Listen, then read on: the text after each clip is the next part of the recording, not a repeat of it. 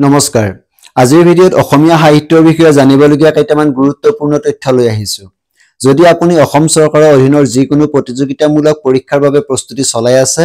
তেন্তে এই ভিডিঅ'টি আপোনাৰ বাবে নিশ্চিতভাৱে সহায়ক হ'ব তেন্তে আহক দেৰি নকৰি ভিডিঅ'টো আৰম্ভ কৰোঁ প্ৰথম অসমীয়া মাহেকীয়া আলোচনী অৰুণোদয় 1946 চনত প্ৰথম প্ৰকাশ পাইছিল শিৱসাগৰৰ মিছন প্ৰেছৰ পৰা ইয়াৰ সম্পাদক আছিল ডক্টৰ নাথান ব্ৰাউন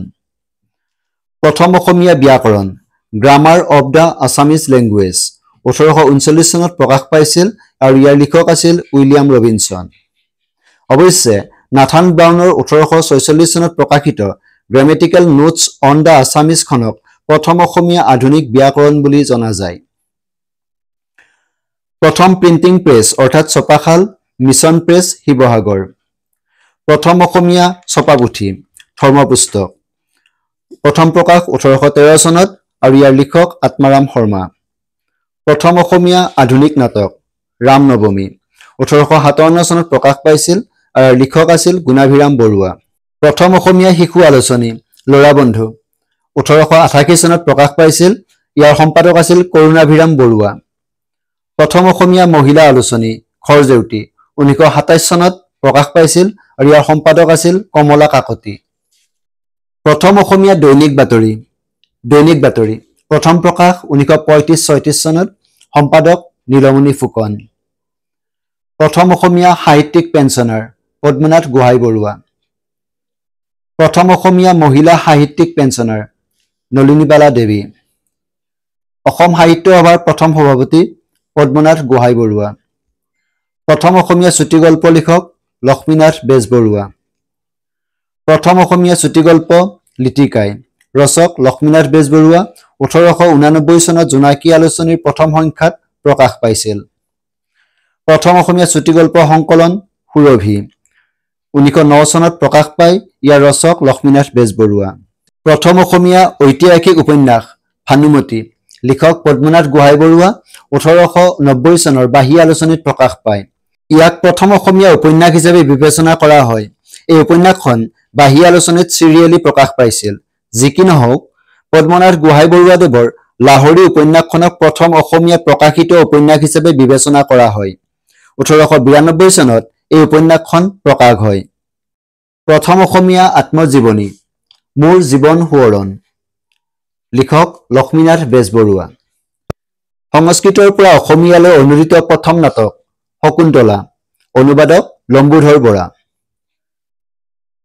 প্ৰথম অসমীয়া অনাতাঁৰ নাটক বিন বৰাগী ৰচনা প্ৰফুল্ল চন্দ্ৰ বৰুৱা 1935 চনত আকাশবাণী কলিকতা কেন্দ্ৰৰ পৰা প্ৰচাৰিত হৈছিল প্ৰথম অসমীয়া ৰোমান্টিক কবিতা বন কুঁৱৰী ৰচক চন্দ্ৰকুমাৰ আগৰৱালা 1889 চনত প্ৰকাশ পায় জনজাতীয় জীৱনৰ আধাৰত ৰচিত প্ৰথম অসমীয়া উপন্যাস মিৰি জীয়ৰী 1894 চনত প্ৰকাশ পায় ইয়াৰ ৰচক ৰজনীকান্ত বৰদলৈ অসমৰ বাহিৰত প্ৰকাশিত প্ৰথম অসমীয়া আলোচনী জোনাকী আলোচনীখন 1889 চনৰ পৰা 1903 চনলৈকে কলিকতাৰ পৰা প্ৰকাশ পাইছিল ইয়াৰ প্ৰথম সম্পাদক আছিল চন্দ্ৰকুমাৰ আগৰৱালা জোনাকী আলোচনীখন আছিল অসমীয়া ভাষা উন্নতি সাধিনী সভাৰ মুখপত্ৰ সাহিত্য একাডেমী পুৰস্কাৰপ্ৰাপ্ত প্ৰথম অসমীয়া উপন্যাস ইয়াৰিংগম ইয়াৰ লিখক বীৰেন্দ্ৰ কুমাৰ ভট্টাচাৰ্য জ্ঞানপীঠ বঁটাপ্ৰাপ্ত প্ৰথম অসমীয়া উপন্যাস মৃত্যুঞ্জয়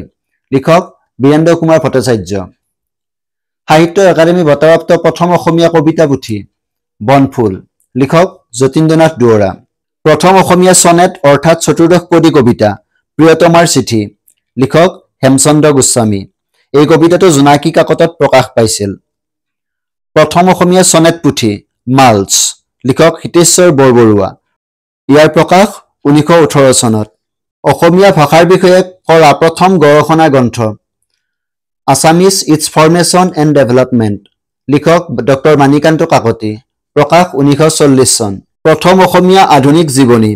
আনন্দৰাম ঢেকিয়াল ফুকনৰ জীৱনচৰিত প্ৰকাশ 1880 চন লিখক গুণাভিৰাম বৰুৱা প্ৰথম অসমীয়া প্ৰকাশিত অভিধান অসমীয়া আৰু ইংৰাজী অভিধান প্ৰকাশ 1867 চন প্ৰণেতা ডক্টৰ মাইলছ ব্ৰনছন প্ৰথম অসমীয়া শিশু উপন্যাস পাতালপুৰী অসমীয়া সাহিত্যৰ বিষয়ে জানিবলগীয়া আৰু কিছু তথ্যৰ সৈতে আন এটি ভিডিঅ' প্ৰস্তুত কৰাৰ প্ৰতিশ্ৰুতিৰে আজিৰ ভিডিঅ'টো ইমানতে সমাপ্ত কৰিছোঁ। ধন্যবাদ।